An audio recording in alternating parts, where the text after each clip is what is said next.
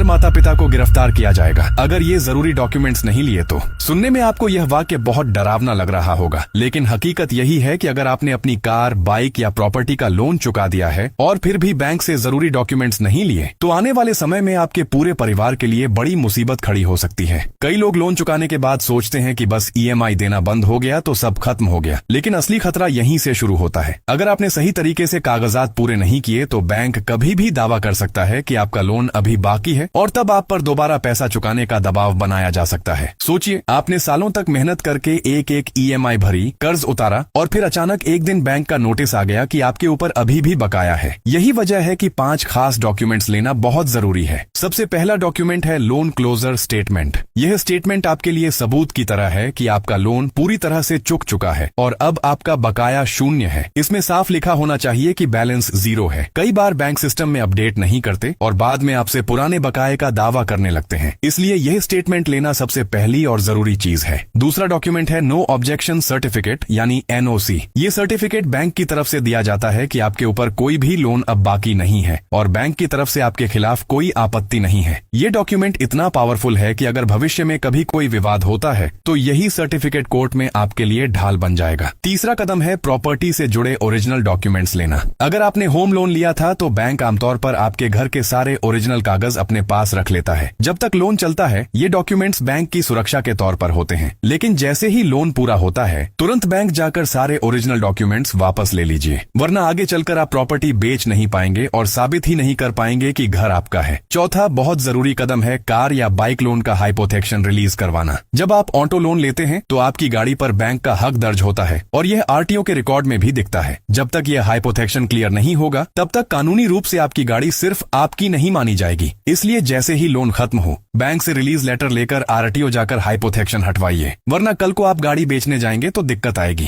पांचवा और सबसे जरूरी स्टेप है सिबिल स्कोर चेक करना। लोन क्लोज होने के कम से कम 3 महीने बाद एक बार अपना सिबिल रिपोर्ट जरूर निकालिए और देखिए कि उसमें आपके लोन का स्टेटस क्लोज्ड दिख रहा है या नहीं। कई बार बैंक लापरवाही से रिपोर्ट अपडेट नहीं करते और आपका स्कोर गिरा हुआ रह जाता है। इससे आपको आगे नया लोन लेने या क्रेडिट कार्ड अप्लाई करने में मुश्किल हो सकती है। अब सोचिए, अगर आपने ये 5 कदम नहीं उठाए तो क्या होगा। बैंक चाहे तो कभी भी आपको नोटिस भेजकर कह सकता है कि आपके ऊपर अभी भी बकाया है। आप लाख सफाई दें, लेकिन जब तक आपके पास कागज नहीं होंगे कोई आपकी बात पर यकीन नहीं करेगा। कई लोग ऐसे मामलों में कोर्ट तक घसीटे गए हैं और सालों तक परेशान होते रहे हैं। खासकर मिडिल क्लास फैमिली के लिए यह बहुत बड़ा झटका हो सकता है, क्योंकि यहाँ हर पैसा गिना गिनाया होता है। याद रखिए, जिम्मेदार माता पिता वही हैं जो अपने परिवार के लिए पहले से तैयारी रखते हैं। अगर आपने सही समय पर ये डॉक्यूमेंट्स ले लिए तो आपके बच्चों, आपके जीवन साथी और आपके माता पिता को कभी भी इस मुसीबत का सामना नहीं करना पड़ेगा। वरना सोचिए, ईएमआई भरने के बाद भी अगर बैंक कह दे कि आपने अभी तक लोन क्लियर नहीं किया तो परिवार पर कितना बड़ा बोझ पड़ जाएगा।